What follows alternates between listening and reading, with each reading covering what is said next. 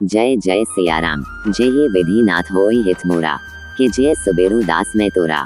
जय ये विधि प्रभु प्रसन्न मन होई, करुणा सागर के जी सोई। आप सभी का हमारे चैनल स्पिरिचुअल सर्वर्स में हार्दिक स्वागत है। आपका दिन शुभ हो। सीताराम सीताराम। रामायण कथा बालकांड भाग 3। विश्वामित्र का आगमन। अयोध्यापति महाराज दशरथ के दरबार में यथोचित आसन पर गुरु वशिष्ठ, मंत्रीगण और दरबारीगण बैठे थे। अयोध्या नरेश ने गुरु वशिष्ठ से कहा, हे गुरुदेव, जीवन तो क्षणभंगुर है और मैं वृद्धावस्था की ओर अग्रसर होते जा रहा हूँ। राम, भरत, लक्ष्मण और शत्रुघ्न चारों ही राजकुमार अब वयस्क भी हो चुके हैं। मेरी इच्छा है कि इस शरीर को त्यागने के पहले राजकुमारों का विवाह देख लूं। अतः आपसे निवेदन है कि इन राजकुमारों के लिए योग्य कन्याओं की खोज करवाएं। महाराज दशरथ की बात पूरी होते ही द्वारपाल ने ऋषि विश्वामित्र के आगमन की सूचना दी। स्वयं राजा दशरथ ने द्वार तक जाकर विश्वामित्र की अभ्यर्थना की और आदरपूर्वक उन्हें दरबार के अंदर ले आए तथा गुरु वशिष्ठ के पास ही आसन देकर उनका यथोचित सत्कार किया।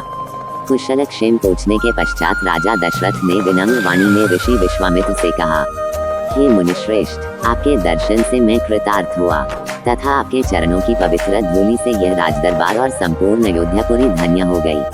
अब कृपा करके आप अपने आने का प्रयोजन बताइए। किसी भी प्रकार की आपकी सेवा करके मैं स्वयं को अत्यंत भाग्यशाली समझूंगा। राजा के विनयपूर्ण वचनों को सुनकर मुनि विश्वामित्र बोले, हे राजन, आपने अपने कुल की मर्यादा के अनुरूप ही वचन कहे हैं। इक्ष्वाकु वंश के राजाओं की श्रद्धा भक्ति गौ, ब्राह्मण और ऋषि मुनियों के प्रति सदैव ही रही है। मैं आपके पास एक विशेष प्रयोजन से आया हूँ। समझिए कि कुछ मांगने के लिए आया हूँ। यदि आप मुझे वांछित वस्तु देने का वचन दें तो मैं अपनी मांग आपके सामने प्रस्तुत करूँ। आपके वचन न देने की दशा में मैं बिना कुछ मांगे ही वापस लौट जाऊंगा। महाराज दशरथ ने कहा, हे ब्रह्मर्षि, आप निसंकोच अपनी मांग रखें। संपूर्ण विश्व जानता है कि रघुकुल के राजाओं का वचन ही उनकी प्रतिज्ञा होती है। आप मांग तो मैं अपना शीश काट कर भी आपके चरणों में रख सकता हूँ। उनके इन वचनों से आश्वस्त ऋषि विश्वामित्र बोले, राजन, मैं अपने आश्रम में एक यज्ञ कर रहा हूँ। इस यज्ञ के पूर्णाहुति के समय मारीच और सुबाहु नाम के 2 राक्षस आकर रक्त, मांस आदि अपवित्र वस्तुएं यज्ञ वेदी में फेंक देते हैं। इस प्रकार यज्ञ पूर्ण नहीं हो पाता। ऐसा वे अनेक बार कर चुके हैं। मैं उन्हें अपने तेज से श्राप देकर नष्ट भी नहीं कर सकता, क्योंकि यज्ञ करते समय क्रोध करना वर्जित है। मैं जानता हूँ कि आप मर्यादा का पालन करने वाले ऋषि मुनियों के हितैषी एवं प्रजावत्सल राजा हैं।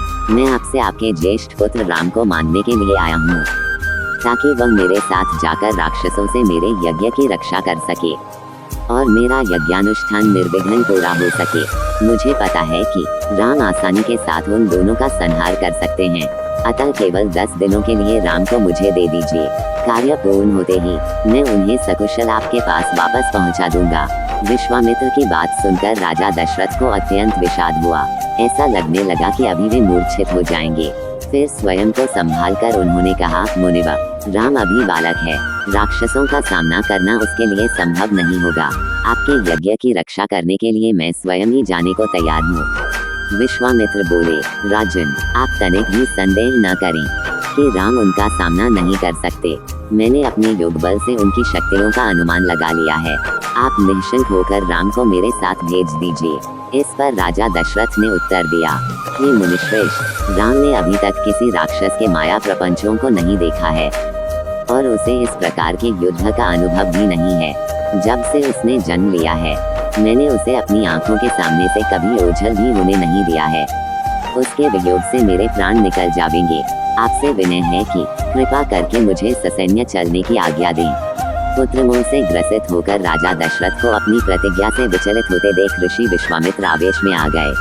उन्होंने कहा, राजन, मैं नहीं जानता था कि रघुकुल में अब प्रतिज्ञा पालन करने की परंपरा समाप्त हो गई है। यदि जानता होता तो मैं कदापि नहीं आता। लो, मैं अब चला जाता हूँ। बात समाप्त होते होते उनका मुख क्रोध से लाल हो गया। विश्वामित्र को इस प्रकार क्रोध होते देखकर दरबारी एवं मंत्रीगण भयभीत हो गए और किसी प्रकार के अनिष्ट की कल्पना से वे कांप उठे। गुरु वशिष्ठ ने राजा को समझाया, हे राजन, पुत्र के मोह में ग्रसित होकर रघुकुल की मर्यादा, प्रतिज्ञा पालन और सत्यनिष्ठा को कलंकित मत कीजिए। मैं आपको परामर्श देता हूँ कि आप राम के बालक होने की बात को भूलकर एवं निश्चिंत होकर राम को मुनिराज के साथ भेज दीजिए। महामुनि अत्यंत विद्वान, नीति निपुण और अस्त्र शस्त्र के ज्ञाता हैं। मुनिव के साथ जाने से राम का किसी प्रकार से भी अहित नहीं हो सकता। उल्टे वे इनके साथ रहकर शस्त्र और शास्त्र विद्याओं में अत्यधिक निपुण हो जाएंगे तथा उनका कल्याण ही होगा। गुरु वशिष्ठ के वचनों से आश्वस्त होकर राजा दशरथ ने राम को बुला भेजा। राम के साथ साथ लक्ष्मण भी वहां चले आए। राजा दशरथ ने राम को ऋषि विश्वामित्र के साथ जाने की आज्ञा दी। पिता की आज्ञा शिरोधार्य करके राम के मुनिव के साथ जाने के लिए तैयार हो जाने पर लक्ष्मण ने भी ऋषि विश्वामित्र से साथ चलने के लिए प्रार्थना की और अपने पिता से भी राम के साथ जाने के लिए अनुमति मांगी। अनुमति मिल जाने पर राम और लक्ष्मण सभी गुरुजनों से आशीर्वाद लेकर ऋषि विश्वामित्र के साथ चल पड़े। समस्त अयोध्या वासियों ने देख कि मंद धीर गति से जाते हुए मुनिश्रेष्ठ विश्वामित्र के पीछे पीछे कंधों पर धनुष और तरकस में बाण रखे दोनों भाई राम और लक्ष्मण ऐसे लग रहे थे मानो ब्रह्मा जी के पीछे दोनों अश्विनी कुमार चले जा रहे हों। अद्भुत कांति से युक्त दोनों भाई गौ की त्वचा से बने दस्ताने पहने हुए थे।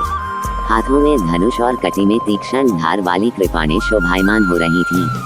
ऐसा प्रतीत होता था मानो स्वयं शौर्य ही शरीर धारण करके चले जा रहे हों।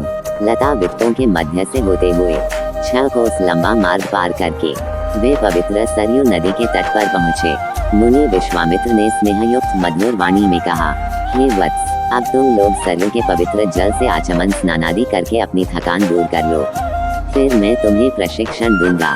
सर्वप्रथम मैं तुम्हें बला और अतिबला नामक विद्याएं सिखाऊंगा। इन विद्याओं के विषय में राम के द्वारा जिज्ञासा प्रकट करने पर ऋषि विश्वामित्र ने बताया, ये दोनों ही विद्याएं असाधारण हैं। इन विद्याओं में पारंगत व्यक्तियों की गिनती संसार के श्रेष्ठ पुरुषों में होती है। विद्वानों ने इन्हें समस्त विद्याओं की जननी बताया है। इन विद्याओं को प्राप्त करके तुम भूख और प्यास पर विजय पा जाओगे। इन तेजों में विद्याओं की सृष्टि स्वयं ब्रह्मा जी ने की है। इन विद्याओं को पाने का अधिकारी समझकर मैं तुम्हें इन्हें प्रदान कर रहा हूँ।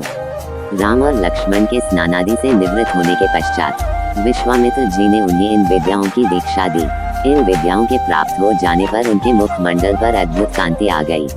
तीनों ने सरयू तट पर ही विश्राम किया।